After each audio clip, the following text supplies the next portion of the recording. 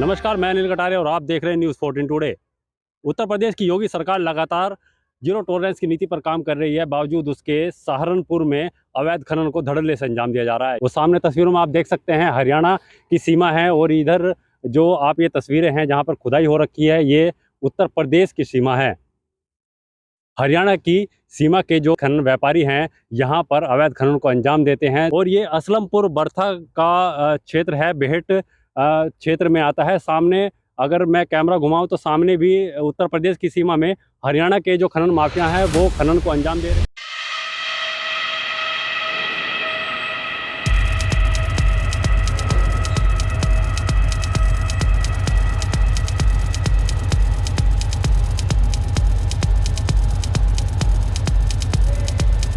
एक और जहां जिला प्रशासन अवैध खनन पर अंकुश लगाने के दावे कर रहा है, वहीं खनन माफिया यमुना नदी में किसानों के पट्टों पर अवैध खनन को बेखौफ अंजाम दे रहे हैं।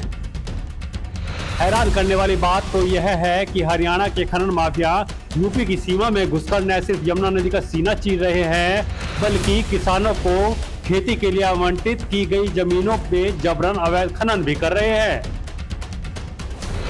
विरोध करने पर किसानों को जान से मारने और फर्जी मुकदमे में फंसाने की धमकी भी देते हैं, जिसके चलते बेबस किसान शिकायत भी करने से डर रहे हैं। यमुना नदी में 15 से 20 फीट गहरे गड्ढे इस बात की तस्दीक कर रहे हैं। हरियाणा की ओर से किए जाने पर यमुना नदी में अवैध खनन को लेकर कई बार गोलियां भी चल चुकी हैं।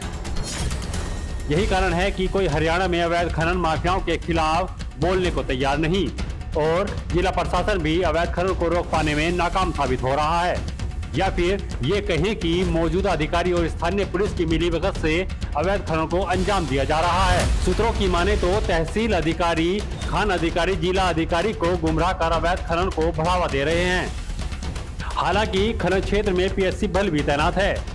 बावजूद उसके हरियाणा के बेखौफ खनन माफिया जिला प्रशासन को खुली चुनौती दे रहे हैं। देखिए न्यूज़ 14 टुडे की ग्राउंड जीरो रिपोर्ट।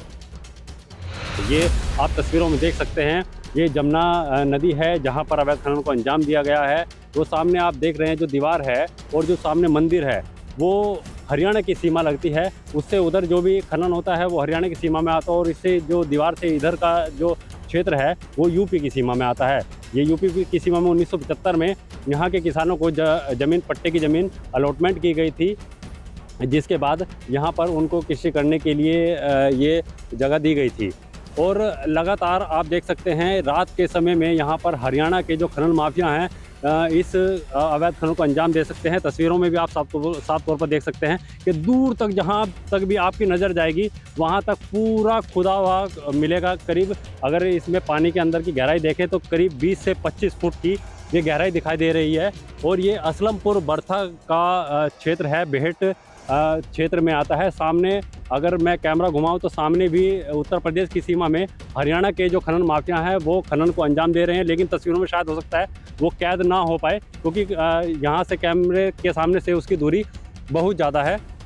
यहाँ के किसान, मैं आपको एक चीज़ और बता दूँ, यहाँ के जो किसान हैं वो कैमरे पे आने में और प्रशासन के पास तक पहुँचने में सक्षम तो हैं, लेकिन उनको कहीं ना कहीं अपनी जान का खतरा बना रहता है क्योंकि कुछ साल पहले भी यहाँ पर शिकायत के बाद गोलीकांड हुआ था, जिसके बाद से यहाँ के लोग किसान डरे सहमे हैं। कैमरे के सामने आने से बिल्कुल साफ तौर पर मना कर देते हैं और प्रशासन के पास शिकायत करने तक भी मना कर देते हैं, क्योंकि यहाँ पर किसानों को घास, अपना पशुओं के लिए घास लेने के लिए आना पड़ता है और भी अन्य कारणों से यहाँ पर आना पड़ता है, जिससे उनकी जान को लगातार खतरा बना रहता है। और यहाँ पर मैं आपको बताऊँ, कुछ महीने पहले डीएम अगले सिंह की तरफ से यहाँ पर पीएससी तैनात की गई थी। वो सामने एक झोपड़ी बनाई गई है जहाँ पर पीएससी को तैनात करने के लिए बोला गया। हालांकि अभी नहीं है यहाँ पर, क्योंकि यहाँ पर अभी खनन भी बंद कर रखा है। रात के समय में चालू हो जाता है, दिन के समय में वो पूरी तरह से बंद कर देते हैं। लेकिन अगर पीएससी की बात करें तो पीएससी यहाँ पर सिर्फ मुख दर्शन के लिए बनी है। यहाँ पर कोई अभी इस टाइम तो कोई पीएससी का जवान एक भी तैनात नहीं है, लेकिन बावजूद उसके यहाँ पर आप देख सकते हैं रात के समय में यहाँ पर किस तरह से अवैध खनन को अंजाम दिया जाता है। अगर आप ये खबर फेसबुक पर देख रहे हैं तो वीडियो को लाइक करके पेज को फॉलो करें। इसके अलावा अगर आप इस खबर से यूट्यूब के जरिए जुड़े हैं तो चैनल को सब्सक्राइब करके बेल आइकन दबाना बिल्कुल ना भूलें। नमस्कार।